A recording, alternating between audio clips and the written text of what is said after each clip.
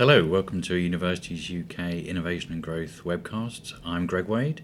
And I'm Kevin Richardson from the Higher Education Funding Council for England. And the topic for today is devolution.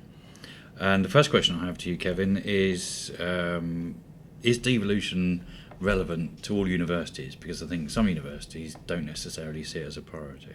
I can understand that view.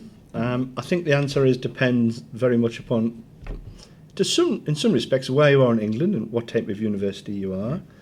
And I can certainly understand an argument which would go something like this, and that, with all of the discussion and policy development around the future of the Research Excellence Framework, the new Teaching Excellence Framework, the future of the research councils, and indeed my own organisation, into the new Research UK, you can understand perhaps why the focus would not necessarily at this time in early December 2015 may not be highest on the agenda, and indeed some could argue that perhaps it's only up north, where I come from, where it's relevant. So I can understand that argument. Yeah. So how is it relevant to universities? Well, I think it is very much relevant. I think there are two different types of implications for universities. The first you could characterise as something directly applying to universities, and accepting that going forward the large majority of resources which are directed towards universities will come from what I would call a national source, be that research council funding or tuition fees. But increasingly there are changes and small elements of that and important elements which are becoming more place-based. And I would class those as being direct implications. I think there are also a range of indirect implications to universities which through time will become increasingly prominent and relevant. Yeah. So could you give us some examples? Well, if we look at the direct implications, some of the funding sources which we've known which have been made available to universities either directly or indirectly through some kind of programming or competition, they're now beginning to find themselves perhaps being reformatted as part of the devolution deals, through these new city region investment funds. So whereas perhaps in the recent past the university would have applied to a national organisation, increasingly beginning to look also to the new combined authorities and through time to the elected mayor for important sources of finance. And I think we're also beginning to see increasing debates about the importance of place within the current excellence-based framework for research funding. Now, I don't think we know yet the extent to which this importance of place will directly influence Research Council funding, because clearly there's a strong body of policy thought and evidence around the need to support excellence wherever it may be.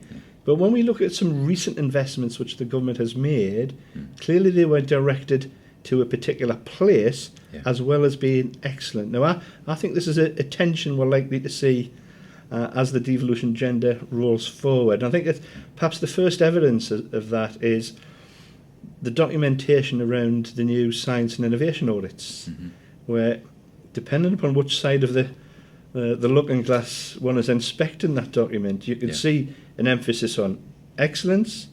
You can also read it with an excellence on place. So I think those are perhaps two examples of direct implications for universities. Did you want to say more about indirect? I think this is perhaps an interesting one, and I think certain types of universities will be equally interested in these. One is the whole issue of skills. It's very clear in the devolution deals which have been published thus far that the new combined authorities and mayoral systems, if not having a fully devolved role for skills, clearly they will have an important role in the determination of the skills agenda at the local level. Well, what does that mean for universities then? Well, clearly colleges for many universities are an important stepping stone for students. Absolutely. Myself, when I was younger, I went with FE college before I went to university, and that's part of that progression of ladder. And so universities be interested to know what's going to happen with these area-based reviews. And of course, there isn't an absolute distinction anymore between FE and HE. the lines are blurred. Yeah. And of course, many FE colleges deliver higher education. So if there is to be changes in the infrastructure for FE at a local level, how will it impact upon the delivery of higher education generally? Yeah. And where might those students end up studying? So I think that skills one is really important. And obviously we're aware the government have started a whole series of area-based reviews. And in some of those, we're seeing signs that universities are being part of that debate, and they're giving evidence and beginning to shape those reviews. Yeah. And I think that's something universities need to consider very clearly. I think the next issue relates to business support programs. Yeah. And I think one of the perhaps the most surprising outcomes of the spending review, despite all of the chatter and the difficult decisions that need to be taken, the government did actually find new money to support the ongoing development of growth hubs at the local level. That was a growth area. And government quite clearly believes that growth hubs will increasingly be important at a LEP-based level in helping to facilitate that interchange between the supply side of consultancy and business support services, which of course includes universities, and the business community.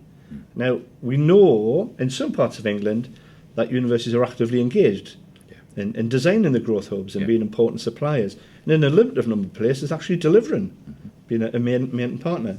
So I think growth hubs are likely to see continuing focus over the next few months. Yeah. The next issue, I think, is the localisation of business rates, which I think once are implemented, in the long run, will have very significant financial implications for universities. Potentially negative, but also potentially very positive. And it's not something we can get into detail in this short video. Perhaps it's something we'll consider shortly. But that whole area of business rates, I think, is potentially a real game changer. Yeah. And we're also looking at other indirect implications, the devolution of transport funding. Do you know of a university which has important plans to expand the campus? Yeah. Many do. And how many of those expansion plans have some implications on transport? Yes. Be it the need for a new roundabout or a green travel plan or studies around environmental impacts. It's probably all of them, isn't it? Yeah, exactly. So, the transport funding very clearly is now devolved. Yeah. So I think there's a range of issues which are indirect, not one of which, of course, is the different changing relationships between universities, both individually and as a sector, both with their local enterprise partnership, with their planning authorities and the local authorities, but increasingly from May 17, the election of mayors in many places. And what kind of relationship will a university or universities have with their mayor? Now, we've only got firm experience of that in a limited number of places. But quite clearly, the mayor will want a discussion with some of the most important businesses in his or her area. So absolutely. I think some of those are the indirect implications. Yeah. If you look at the devolution agenda a year ago, it was very different to the devolution agenda now, and certainly in relation to universities, we've seen more areas of interest come up in devolution deals, such as Innovate UK and HEFCE has been mentioned. I know it's quite a risky thing to do, but if you were to say a few words about the future trajectory of English devolution, what do you think about that? Well, okay, I think we've got 5 devolution deals have been formally published, Yeah. but many more are in the pipeline. As we know, there were over 30 proposals submitted to government by the September deadline. I think the important next stage is actually the passage of the bill.